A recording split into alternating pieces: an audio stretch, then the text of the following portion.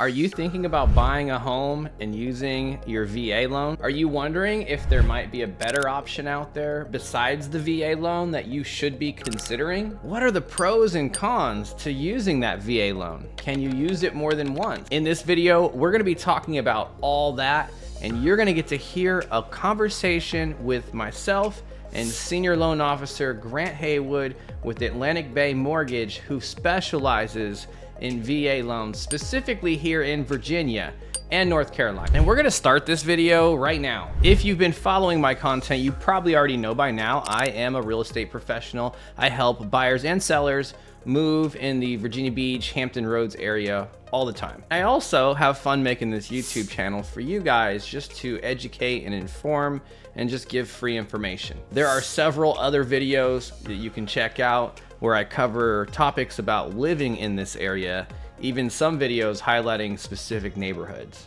For this video, I really want to niche down though and speak to my VA buyers. I would have to look back at my numbers the last 10, 11 years, but I would think it's probably close to about 2 out of 3 buyers that I work with are using a VA loan. Although we are specifically talking about Virginia and the state of Virginia in this video, you'll find that most of this information will apply to your VA loan in any state. We don't talk about the states outside of states that we're licensed in. Now let's jump into this conversation with Loan Officer Grant Haywood. All right, so I am here with Grant Haywood, excited to have this conversation so we can get more clarity around the VA loan and what that looks like when a VA buyer wants to use that loan, whether it be their first time or maybe they've used it multiple times. So when someone calls you, well, actually, let me back up a second. Sometimes there's a misconception where buyers may think that they need to use a certain VA lender. Is it fair to say most all lenders will do a VA loan? Yeah, no, it's definitely fair to say that.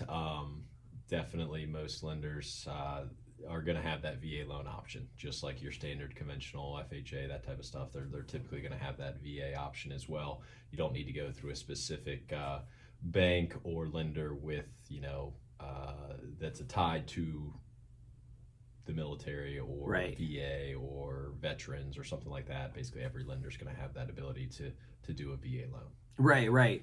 I'm glad you mentioned that because I run into that a lot where somebody calls me and they're interested in buying their first house and they naturally think they want to call their USAA or Navy Federal or whoever it may be. Sure. And I always want to inform them, and I say this from a non-biased perspective, I'm not a lender. When you go to a really good steakhouse and you order seafood, sometimes that seafood is like, it's not that good, it's okay.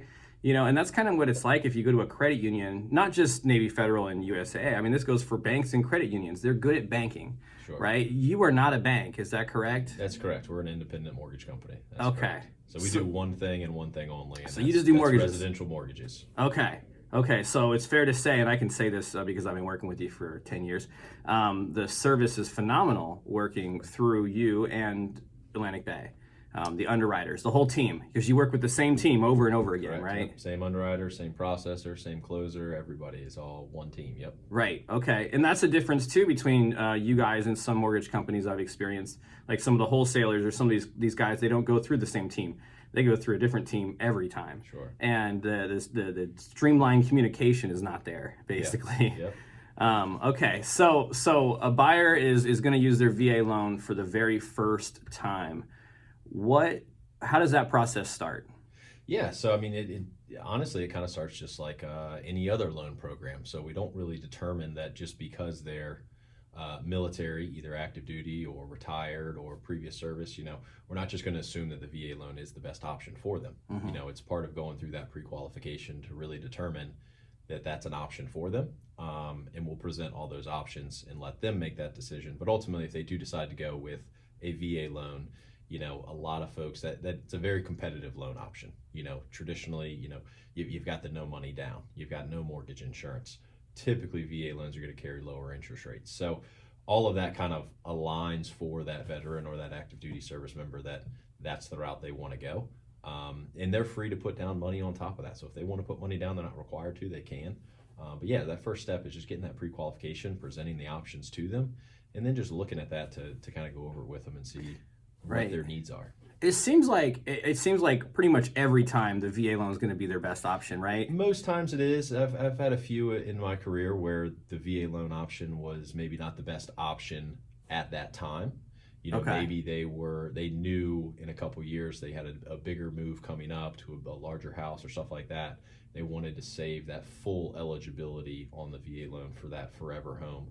They knew this home was only going to be a couple years, so they didn't want to tie up the eligibility to where they may have to sell in order to use their Sure. eligibility again, just depending on the loan amounts and that type of thing. Sure. Okay. So real quick, I want to go back. You mentioned that the VA loan, okay, first it has a lower interest rate typically. Yeah. I've never seen it without a lower interest rate. Is that fair to say? Or FHA sometimes is FHA close. sometimes can get pretty close, just depends on the loan scenario. But yeah, typically VA is going to have your lowest interest rate. Okay, so lowest interest rate. Okay, you said no mortgage insurance. What exactly is mortgage insurance? Yeah. So mortgage insurance, as a consumer, mortgage insurance does nothing for you. So mortgage insurance protects the lender in the event that you go into default or starting those foreclosure proceedings. You get behind, you can't make your mortgage payments. It protects the lender. That is really a protection to the lenders, that mortgage insurance. So ideally, if you can put enough money down or on a VA loan where there is no mortgage insurance, you don't have to worry about that additional cost into your mortgage.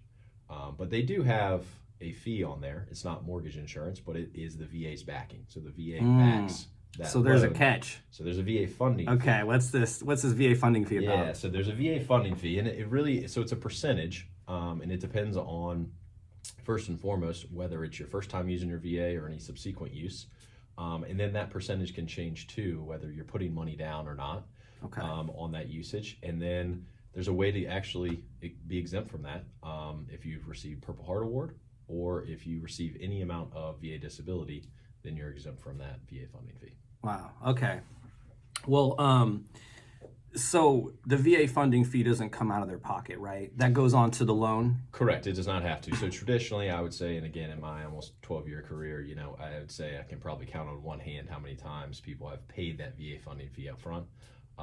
So yes. So they can, but they can if they don't want have to. Basically, what happens is they'll tack that onto the loan amount, and then it's obviously those payments are divvied out over the course of, let's say, if it's a 30-year mortgage, it's tacked onto that loan and added to that monthly payment over that 30-year mortgage. Okay. So if we're looking at the pros and cons right now with VA loan, we got a lower interest rate, zero down payment required at all, zero, and there's no mortgage insurance. But the con that we just discovered here is there is a VA funding fee that's going to be tacked onto that loan. So let's just say someone's buying a house for $350,000. Let's just throw a number out there. Roughly, what do you think a VA funding fee would then be? Well, it depends. So if it's the first time use, that VA funding fee is going to be 2.15% of that price of that house. So on a $300,000 house, you're going to be looking a little over $6,000, just barely over $6,000 for that 2.15% funding fee. So again, you talk about numbers and do I pay that up front, the $6,000, or do I tack that onto my loan? Well, $6,000 on the back end of your loan over the course of 30 years is going to be minimal as far as adding to your monthly payment. How much would a $6,000 add to the monthly payment there? It's a couple dollars. Dollars, okay. So I'd rather keep that in my account and not pay it out Keep of the my money pocket. in your pocket, invest it somewhere else, moving expenses, painting your new house, whatever it may be, and add that onto your loan. Gotcha. Okay, so now if someone's obviously now decided their VA loan's the way to go, what if, hold on, let me circle back to the VA funding fee real quick. After someone uses their VA loan for, like, let's say the second time or the third time, does it get cheaper? No, so it's the opposite. It actually gets more expensive. Okay. So it's 2.15% the first time, and then it bumps up to 3.2%. The subsequent use, it goes up. So, but it doesn't go up every time you use it. So, if it's your second time, third time, fourth time, fifth, 10th time using it, it's going to be that same VA funding fee, the 3.3% every subsequent use. And then obviously, unless you're putting money down, certain factors can change it. But it is either a certain amount the first time or any subsequent use. That's really the rule. Let's say somebody's buying their very first home. Yep. And they're using a VA loan. Sure. Is there any type of first-time homebuyer grant that they can receive even though they're using a VA loan? Yeah, so in the state of Virginia, there is a first-time homebuyer program, and so again, normally that first-time homebuyer grant is used towards down payment assistance. But on a Right. VA loan where there's no down payment requirement, they wouldn't have a down payment assistance. What they get is actually a closing cost assistance. So they can get 2% of the sales price to be used towards closing cost. Right. Okay. Wow, that's huge. That can make a big difference. So that's essentially on that $300,000 example. That's $6,000 free money. They're getting $6,000 to be used towards closing cost. Okay. And, obviously we work in the state of Virginia, specifically in the Hampton Roads area. And I can only speak for this market when I say this, that it's pretty balanced right now. It's more of a seller's market. Sure. Depending on what you're looking for, having the closing costs negotiated to have the seller pay it on your behalf is something that is not impossible, but it could be impossible, just depending on what you're looking for and where it's at, because our market's kind of it's very local, depending on the city and the neighborhood. Sure. Obviously, Virginia Beach is its most highest demand right now. It's even worse up in like Williamsburg. Yeah. It's a very hot market up there. Anyways, so okay, a VA buyer is moving through this process now. Is there any extra expenses outside of what we just discussed that a VA buyer would have, like maybe the appraisal cost or anything different? So there's one cost that would be different that is required per VA loans. A lot of times traditionally we would have, or normally the seller sometimes picks up the cost traditionally, but it is now becoming more negotiable. We're seeing a lot more VA buyers pay for it. It's not a huge cost, but it's the termite inspection. Okay. That is required on VA loans. It's not required on your FHA or conventional loans. And again, buyer or seller can pay for that. So that could potentially be an additional cost, is that termite inspection on a VA loan that's required. But your appraisal, stuff like that, I mean, you're going to have that on every type of loan that you're going to do. So yeah, that's your traditional, and we normally loop that in with what is the traditional closing cost. Right. We're not going to require someone to pay that up front. That would be part of the closing cost when they go to the closing table. Okay. So yeah, that termite inspection, the other loans may not require it, but at least here in Hampton Roads, our contracts require it. You really have to try not to want it because we traditionally do it on every loan type every time. The buyers that I work with are always going to do that inspection. It's $110. Sure. Exactly. And we have termites here. We have moisture here. A lot of them. Yeah. So okay. So is there anything else, like when you're talking to a VA buyer specifically, like someone that's PCSing here, maybe from San Diego, or PCSing from Florida, wherever they're coming from, they're coming here for the first time. Is there anything else that you would tell them and inform them of differently than perhaps the traditional loan? Yeah, a little bit. Anytime you have someone PCSing, a big piece of that move is making sure they have their orders. So the military is going to provide them with that permanent change of station orders. So that's a key part in that loan process. A lot of times, and no fault of theirs, but the military may wait until a month before they're saying you're going to Virginia or you're going to Florida, wherever you're going, before they actually provide hard copies of the orders. So it's important that we have that conversation up front as to, have you received your orders to confirm that you are coming here? Because those do change. I've seen them change. We really got to have those orders before we can close on that loan to make sure that they are coming here. They're going to be stationed here. Because that determines also, their housing expense, or not housing expense, but housing allowance that they receive, rather. Okay. That changes based on their duty location. So we have to verify exactly what that is. Gotcha. So you really need those hard orders, but to get the process started, you don't have to have the hard orders yet. Correct. We don't gotta. Thank God. We don't have to have those orders to get the process started. We can do everything and kind of have that as like a trailing later document. Before we finalize the process. And if they have a family member, a spouse, or somebody who's going to be moving with them, we can also they can occupy the house as a primary residence in place of the service member as well. So if they're still waiting on orders, that spouse can move here, occupy the house, occupy with the kids, get them enrolled in school, whatever the case may be, before the service member actually moves here. They may be 2 months behind before they actually make the move. Right. That's totally fine as long as a spouse or family member is occupying that house for them. Wow. Okay, that makes sense. Now, each VA buyer has a certain amount of entitlement money to use on their VA loan. Is that correct? That is correct. Yep. Okay, so obviously we don't know about all the areas, but for Hampton Roads specifically, what's the amount first-time home buyer VA entitlement amount would be? So the entitlement amount, it's really all based off of your county loan limits. So, for instance, there's no longer, like, if someone wants to come in and buy a $2 million house on a VA loan, and they have their full entitlement, basically the entitlement allows them to, or tells them, hey, you can purchase up to X amount with no required down payment. Okay. So if they have their full entitlement, they can purchase as high as they qualify for with no down payment. The entitlement really plays a role when, let's say, someone has a house in California where they were stationed, and now they are moving to Virginia, and they want to purchase another home using their VA again for the second time without selling the house in California. So they'll have that entitlement tied up in California. Now they want to use the remaining entitlement to purchase here in Virginia. That's where we have to do the calculation based on how much entitlement's left, and is there enough left where they don't have to put money down on the new purchase. Gotcha. Okay, so let's say there's $100,000 difference. What would they have to put down $100,000, or how much would they have to put down out of that $100,000? Yeah, so that they're short. So normally there's a calculation. It's a little more in detail than that, but essentially, whatever the difference is, they don't have to put that exact difference down. Normally, it's 25% of the difference is what they're actually bringing to the table. Okay. So if someone's buying, say, a $600,000 house, and they only have $200,000 worth of entitlement. Okay, so now that's a $400,000 difference. Now they could still use their VA loan, but they're putting down what, 25% of that difference?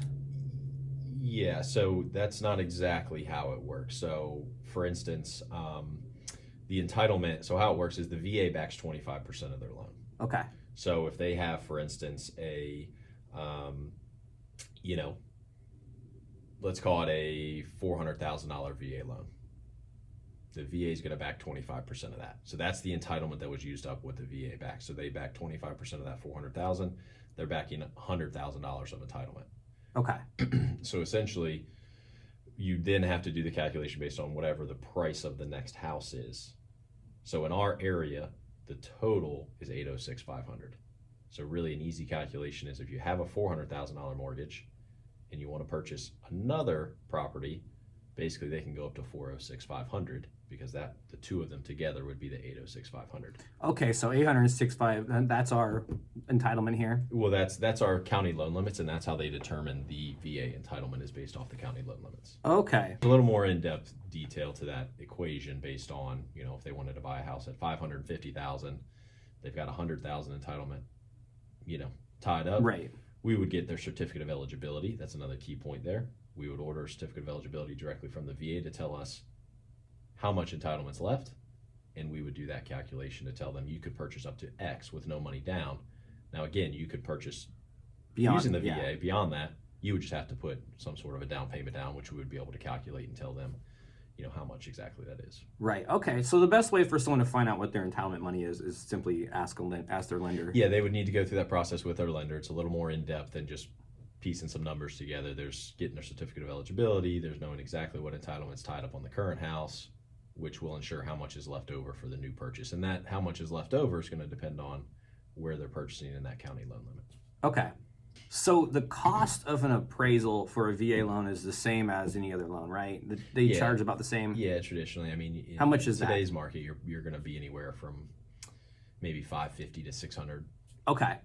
For an appraisal cost. So, and now from an agent's perspective, one thing I get a lot, and I hear a lot from these buyers is they hear about the VA inspection. I hear about this VA inspection. And I talk to other agents in my network throughout the country who don't deal with VA loans all the time, and they're intimidated by this VA inspection.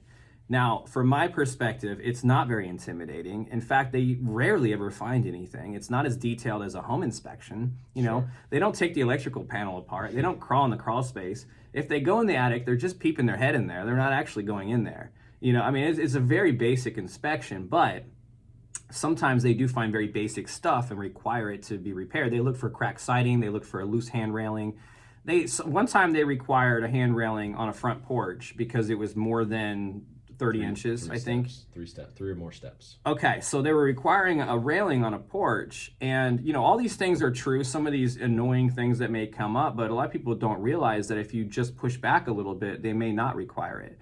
In this case, for example, when the buyers speak up, the VA appraiser, and I've spoken with VA appraisers, unlike other appraisers, they're not only looking out for the lender. Correct. They're also looking out for the buyer. That's the difference. These conventional loans and these FHA loans, they are not looking out for the buyer. They're there for a purpose. And this VA appraiser, when they're looking out for that buyer, if the buyer speaks up and says, hey guys, I don't want a railing on that porch because it would look funny. And if we put one up, I'm gonna take it back down. And guess what? They had no problem removing that requirement. It was no issue. The weirdest thing I ever encountered this was back in May of 2020 when no one can get toilet paper. I had a VA appraiser require us to replace the missing toilet paper rack on the wall. I thought the agent was joking when he sent me that, but he was like, he actually screenshotted it and he was being required. But of course, all the buyers did was tell them, hey guys, we'll do a freestanding rack or replace it ourselves. Don't see how that affects the value. Let's remove that. Sure. And the VA appraiser, of course, removed it. I still think he was trolling us to this day. I think he laughed about it. I don't know. But the sellers I was working with, they were so gracious. They gave him a nice toilet paper rack with a full roll. So it was a happy ending to that story. But yeah, so the VA appraisers sometimes get a bad rap but they have certain criteria and things to look for. And when they do find stuff, if it's not a major structural concern, is it fair to say that it's negotiable still? To an extent, yeah. What I say is, everything is negotiable, and it's case by case. Right. So again, don't just assume that, hey, I can just give some pushback and they're going to remove it. We got to have a justified reasoning behind it. But there are things that the VA will work with you on, the appraiser will work with you on, and if you have a good case to support it and fight it, then chances are they will remove things or basically make changes, revisions to that appraisal report. But yeah, it's nothing to be intimidated by.